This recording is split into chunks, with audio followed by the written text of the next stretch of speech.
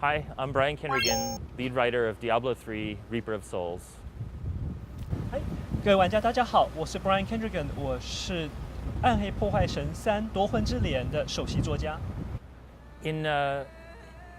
I came on to Diablo on Reaper of Souls, so I wasn't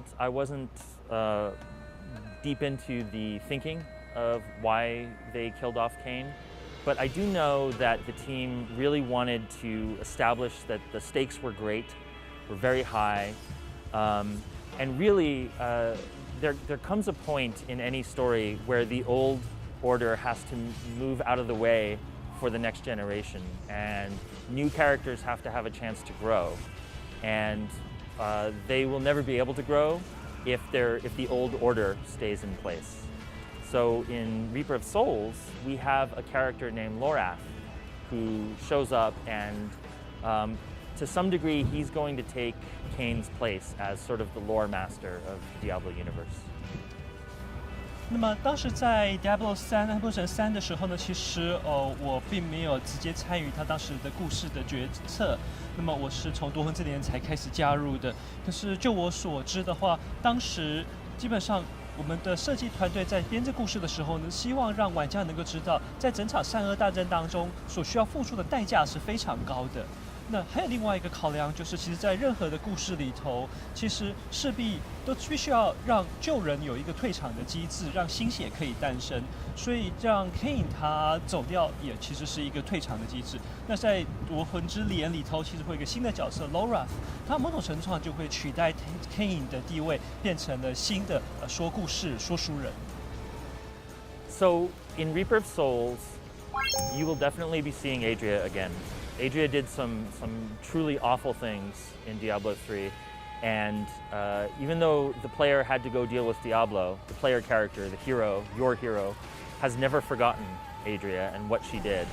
And in Reaper of Souls, when the hero learns that Adria is nearby at one point, he or she immediately decides to go and find Adria. For Leah, we don't deal with Leah in Reaper of Souls because we felt like the tragedy of her situation was something that needs a little time to breathe. If we tried to address that right away, it would make her death meaningless. 那么在夺魂之鐮当中，玩家一定会再度面对 Adria 的。Adria 在原本暗黑3的故事做了一些该死罪无可赦的事情，这个不止玩家没有忘记，玩家的角色们也都没有忘记。所以虽然在原本暗黑3的故事当中，玩家最后必须要面对的是迪亚波罗，可是始终都没有忘记 Adria 他所做的这些罪无可赦的事情。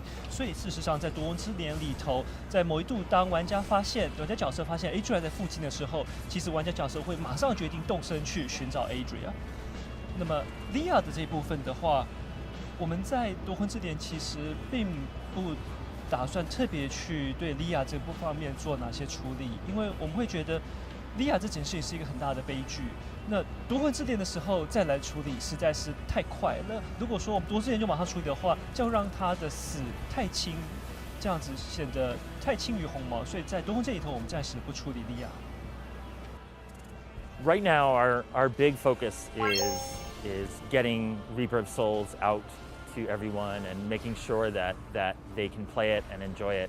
And of course, for Blizzard, when we release a game, that's actually just the start of our work on it, because we constantly monitor and take all the feedback and patch and continually improve the game after it comes out.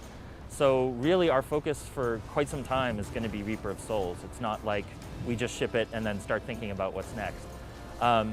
So that said, we don't completely know what's next for Diablo 3, but I would say that there's definitely more stories to tell in the Diablo 3 universe, and myself and the other writers are already talking about what sorts of stories we can continue to tell.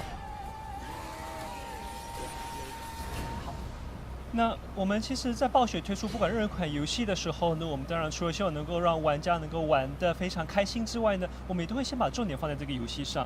所以，像现在我们现在推出来《夺魂之镰》的时候，其实我们最主要的目的是希望能够让玩家能够玩得顺利。我们会先把所有的重心放在这边，因为我们在推出游戏的时候，我们不是只是做完上市就没有我们的事了，我们会持续的监控这个玩家玩的情况，要做不同的更新、不同的补强、新的资料片等等，都一定会持续的在改进。所以这个讲完了之后，其实目前就我们的作家们群来说的话，我们还不确定接下来会发生什么事情。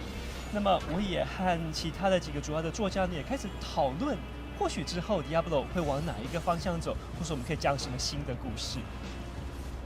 So in Reaper of Souls, we don't have a new follower.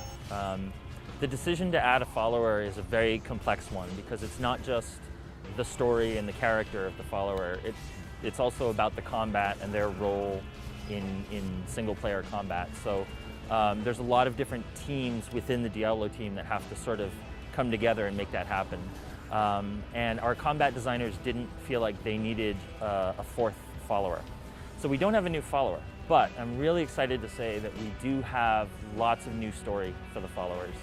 In fact, in Reaper of Souls, we actually have events that involve your followers where they say, can you come help me with this problem? And you go and fight a battle at their side to advance their story. 那么我们在夺魂这里头很简单回答是我们不会有新的追随者出现，因为其实是否要加入新的追随者，它的影响范围非常广大，它不只是它本身故事的背景，它跟整个暗黑三的世界是否能相结，还有它在游戏当中，它在战斗时对玩家来说是不是另外一个新的战斗方向，一个不可或缺的势力。那么我们在暗黑三的团队里头有很多团队，它是就是负责追随者这个部分，它的故事等等的。那么就战斗的团队来说的话，他们觉得其实目前玩家在战斗上呢是不需要第4个追随者，所以我们夺魂之镰是不会有介绍新追随者出来。不过呢，我很高兴跟大家说的是，我们在夺魂之镰里头其实是会有一些不同特定的任务是会跟你的追随者有关的，也就是他们会有更多的故事可以说，所以有可能你的角色有一天你的追随者会突然说啊，我有什么事情，我有出了这个什么任务，有一个什么事件，是不是可以请你帮忙解决？所以你反而是跟着追随者一起战斗，帮他解决他的问题，那同时也让他有更多的故事可以说。So that is a great question.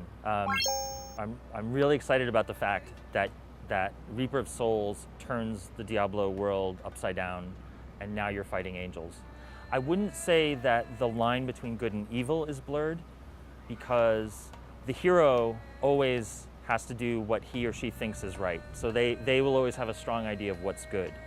I think what it does, though, is it shows that humanity can't rely on the angels to always be on their side. That the angels are not automatically good. But of course, a good villain always believes that what he's doing is right, and that's certainly true of Malthael. He believes he's fighting for the good. And then I'll take the second part after. 那这是一个非常棒的问题。那么在夺魂之里头呢，我觉得它可以让整个世界秩序好像颠倒过来，这其实也是夺魂之镰非常迷人和吸引玩家的地方。那么至于你说善恶之间的界限，其实倒不是说我们想要把善恶之间的界限变得比较模糊，因为玩家身为英雄，一定知道什么是正确的事情和什么该做的是正确的事情。所以其实玩家对英雄他的心中对善和恶，他有非常清楚的界定。但是我们会希望想呈现的是，其实在夺魂之里头，人类不能够完全在仰赖天使，他们不能够自动认为说天使永远是站在我们这边，还有天使永远自动就是设定上是好人。这部分是我们想要强调的，因为其实任何恶人他都会认为他做的是对的，像末天使他所做的事情，他也觉得他是正确的，他也觉得他是善的。And for the other members of the Angiers Council, the events of Reaper of Souls are a very politically tricky situation, because even if they're sympathetic to human beings, they don't want to side against their brother of millions of years, Malthael. And so, for the most part, the Angiers Council does not play a big part in Reaper of Souls. The only exception, of course, is Tyrael, who is absolutely on the side of humanity, and Imperius, who always has a strong opinion about everything. So he will make an appearance. That said, there's definitely more stories involving the Angiers Council in the future of Diablo. 那么第二个问题就是，就 Angiers 议会中其他的天使是否会在夺魂之镰有比较突出的表现呢？其实。在夺魂之镰的故事里头，其他天使他们面临到是一个很微妙的政治问题，因为他们没有办法跟人类站在人类这一边，可是他们也不愿意说就去站在他们已经有数百万年的情谊的同伴 Mathiel 的身旁，所以他们其实面临一个很微妙的处境。当然，这其中唯一的特例就是 Terror 他绝对是站在人类的这一边的。那还有一个特例呢是 Imperius。那 Imperius 呢是因为他对任何事情他都有自己的看法，他的意见非常强，所以 Imperius 也会出现。但是除了他们两位之外，其他天使们呢，他们会觉得这个事情其实有一点微妙，所以我们在夺魂之镰当中，反而对天使议会这一部分呢，他们出场机会不会那么多。Wow. I have never heard these theories before, and they're fascinating. When it comes to the possibilities of the future in storytelling, I try never to make any predictions or rule anything out. I think anything is possible, but that would be quite a big surprise. 其实还蛮有趣，我其实是第一次听到这样子的说法。那对我以作家来角度来说，我会觉得这个真的是非常非常有趣的发展。当然，从作家角度来说，我们绝对不会排除任何的可能性。对我们来讲，任何事情都是有可能，任何创作可能。可是，如果真的往这个方向发展的话，那可真的就是震惊整个圣修亚瑞、震惊整个 Diablo 世界的大事件。Sure. One very silly thing in Reaper of Souls is that I have a dog named Pan. And he once destroyed a hat that I really liked that was called a fez. And so I started calling him Pan Fezbane, which means like Pan the Fez Destroyer. And the people on the Diablo team thought this was really funny. So they put a big, unique dog monster in the game called Pan Fezbane. So if you run into Pan Fezbane in the game, that's my dog, and he'll probably destroy your hat. But I should warn you, don't let him kill you, or he'll do something very bad to your body. 那以小故事来说的话，其实我自己有一只狗叫做 Pan， 那么它有一次把我从土耳其买回来的帽子 Fez 给整个撕咬破坏掉了，所以后来我就叫这只狗叫 Pan Fezbane， 好像 Pan 这个 Fez 的破坏者。那 Diablo 的团队听到了这个故事之后，他觉得很有趣，所以他们说好，那我们就在游戏中做一只地狱犬，然后就把这个狗的名字呢叫地狱犬的名字叫做 Pan Fezbane。所以如果玩家们在玩夺魂之镰的时候有碰到一只稀有怪叫 Pan Fezbane 的话，那恭喜你，那只就是我家的狗。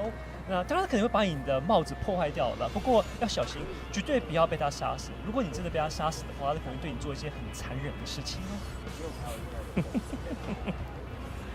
Sure, I am so excited for players to get a chance to play this. We've been patching Diablo 3 since it came out, and we recently did a really big patch where we revolutionized a whole bunch of gameplay and changed the way the game plays quite a bit. But now this Reaper of Souls is a chance for us to really put a stamp on what this game is and really fundamentally change the experience and advance the world and give you so many new ways to play. There's a lot of new content. You know, a great new class with the Crusader that will completely change the battlefield. Adventure mode, which opens up the entire world. We like to say, go anywhere and slay anything. You know, a new type of crafting. We have all sorts of stuff that we're so excited.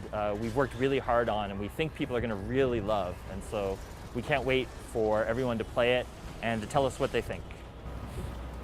那么我真的非常高兴能够把夺魂之镰带给众多的玩家。其实我们暗黑上市之后，我们一直不停的出更新档，不停的进行修正。那么其实最近呢，我们才做了一个非常大幅度的更新。那么我们把整个游戏的机制、很多调宝系统都做了大幅度的改变。我觉得其实我们从夺魂之镰开始，终于可以为这个游戏下一个非常清楚的定义，下一个很清楚的定位，让世界知道这个就是暗黑3的故事。那么我们在夺魂之镰中，除了这些基本的游戏机制改变之外呢，还有像新的职业圣教军的出现，包括我们新的游戏模式，像冒险模式，让你可以到圣叙亚瑞的任何一个地方去进行冒险，还有像新的 Mystic、新的这些附魔或者是像塑形的功能，我相信都会让玩家带来非常多的乐趣。